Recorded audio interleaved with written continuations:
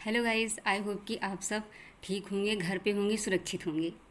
तो आज मैं आप सबके सामने कुछ टॉपिक लेकर आई हूँ। मैं बोलना भी चाहती थी बहुत पहले से इस पर, लेकिन कई मैसेज आए मेरे पास मैसेजेस।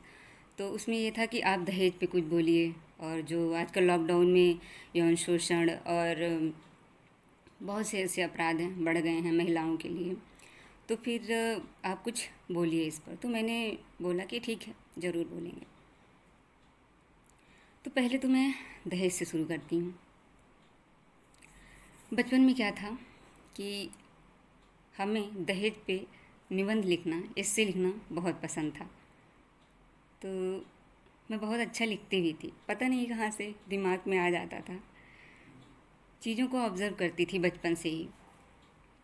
शादियों में जाती थी तो मैं देखती थी तिलक क्यों चढ़ाया जाता है, ये दहेज क्यों दिया जाता है, लड़कियां ही क्यों जाती हैं ससुराल में। तो बचपन में क्या पता, अब लोगों से पूछते रहते थे क्वेश्चन, तो सब बोलते थे रीति रिवाज बनाया गया है दुनिया का, तो वैसा ही रहेगा, बदलेगा तो है नहीं, लड़का तो जाएगा नहीं ससुराल, लड़की ही जाएगी। ठीक है, सुना। उसके बाद एक बार तिलक में गए तो एक लेडीज़ पूछी कि उनके यहाँ कितनी तिलक चढ़ी। हम बोले हम ये नहीं देखे। बोले कि अरे यार, लड़की हो और तुम्हें ये भी नहीं पता कि तिलक कितनी चढ़ी।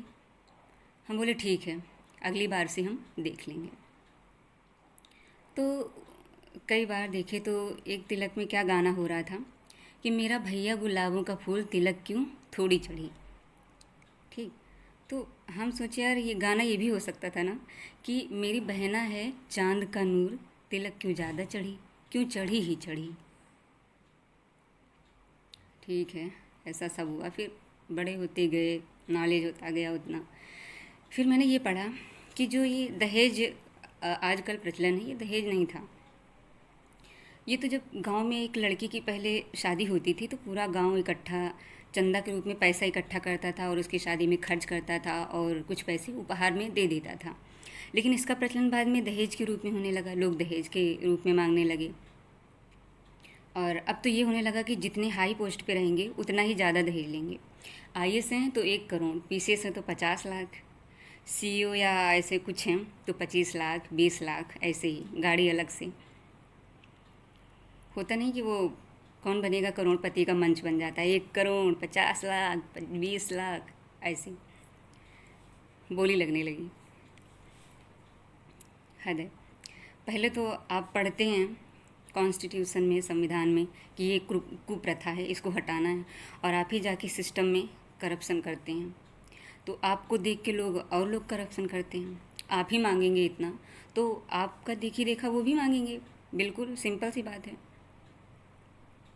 तो यहाँ पे करप्ट हो गया हर चीज़। उसके बाद होता ये है कि अगर अपनी शादी में लड़की बोल रही है कि अरे हम दहेज भाई बिल्कुल नहीं देंगे, मम्मी पापा चाहे जो भी बोलें लेकिन दहेज नहीं देना है, तो लड़के वाले समाज वाले लोग कहेंगे भाई लड़की बहुत बोलती है, इतनी बोलने वाली लड़की से शादी बिल्कुल नहीं करना, पूरे घर को नचाई रखेगी। अब लो, अजीब अजीब की बातें होती हैं। इस पुरुष प्रधान जो देश है, जो दुनिया है, इसमें लड़कियों को बहुत कम आंका जाता है। संविधान पढ़ने के बावजूद भी बराबरी का हिस्सा नहीं देते हैं। अजीब अजीब लोग बोलते हैं। अब आते हैं यौन शोषण और जो अत्याचार हो रहे हैं महिलाओं पे।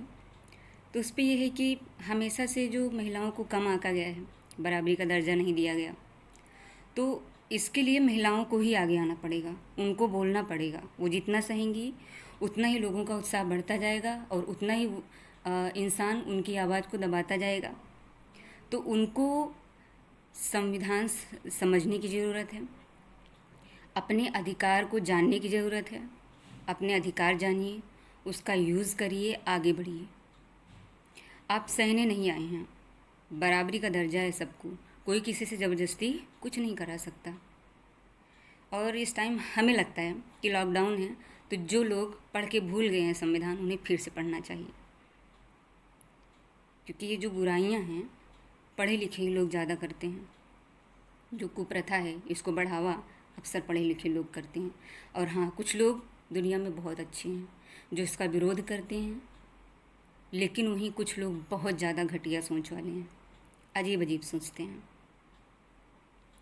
अभी हुआ क्या कि हम कविताएं और कोट्स शायरी लिखते हैं, तो कई लोग बोले कि आपका दिल टूटा है क्या जो आप ये लिखती हैं। हम कहे क्यों, मेरी हॉबी नहीं हो सकती, मेरा शौक़ नहीं हो सकता लिखना। मतलब अजीब अजीब, क्या यार, हद हो गई है। बेवकूफ़ियत, ऐसे ही बोलते हैं। अब आते हैं एक टॉपिक और बोलते हैं कि जो पहले की खुशी, पहले इंसान की खुशी दूसरा नहीं देख सकता, बिल्कुल नहीं देख सकता। बिल्कुल नहीं। पता है कैसे? बताते हैं। एक इंसान है, एक आदमी है, उसकी समझ लीजिए 5 लड़कियां हैं, 4 लड़कियां हैं, और उसके पास घर भी नहीं है। तो वो घर बनाने के लिए सोचता है, गाड़ी लेने के लिए सोचता है, और उस इंसान के पास जॉब भी है। तो वो करता है हर चीज़ें, मेहनत करता है दिन रात आगे बढ़ने के लिए, हर चीज़ सुविधाएं उपलब्ध कराने के लिए, सबके लिए।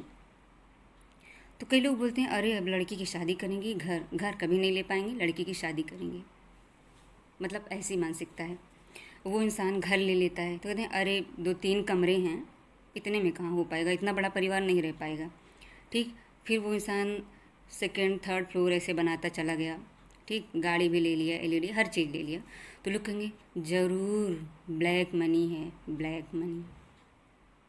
ब्लैक मनी के अलावा कुछ नहीं है भैया, ज़रा झांक कर देखो कहाँ से कमा रहे हैं। मतलब इंसान मेहनत नहीं देख रहा है। मतलब अजीब अजीब का बोलते हैं लोग, अजीब हैं। और आप कोई भी इंसान किसी के साथ जितना भी अच्छा कर ले, मानने वाला कोई तैयार नहीं रहता। आप इंसान को बहुत माने, गला काट के रख दें उसके सामने, तो इंसान पता है क्या बोलेगा? पागल था वो, पागल। आपके एहसान को नहीं मानेगा, आपको पागल ठहरा देगा। तो इससे अच्छा कि चालाकी से रहिए। और अब हम ये भी बोलना चाह रहे हैं कि लॉकडाउन चल रहा है, तो इसमें सभी संविधान पढ़ें, जो पढ़ के भूल गए हैं, ठीक, वो भी पढ़ें दोबारा।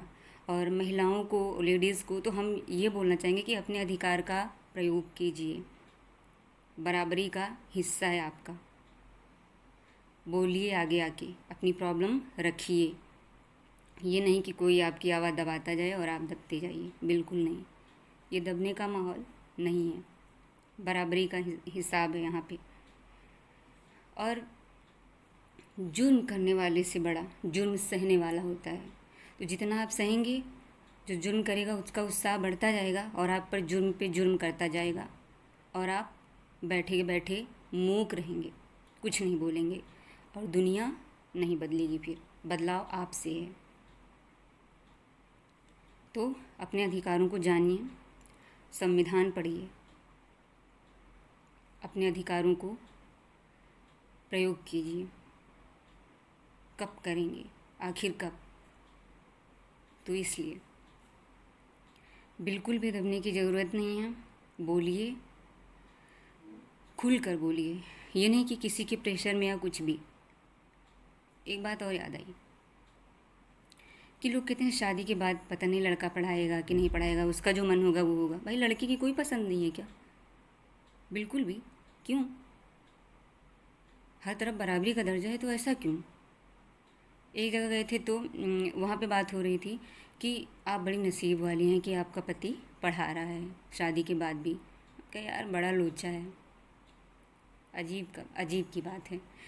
मतलब पढ़ा रहा है तो बहुत बड़ा उपकार कर रहे हैं। भाई ये अधिकार है, वो शिक्षा का अधिकार जो होता है ना, और हर इंसान को आगे बढ़ने का अधिकार मिला है, स्वतंत्रता है।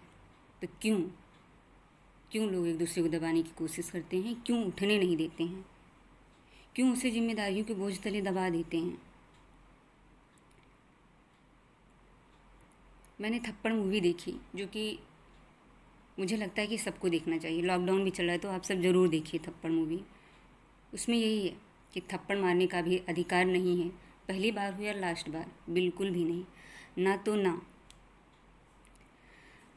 तो गाइस, मैं बहुत बोल चुकी आज, तो बोलती रहूँगी कुछ न किसी टॉपिक पे। तो चलिए अब यहीं पे हम बंद करते हैं, और आप लोग सुरक्षित रहिए, स्वस्थ रहिए, घर पे रहिए और घर पे ही रहिए। मिलते हैं अगले वीडियो में, तब तक के लिए बाय और टेक केयर। बाय।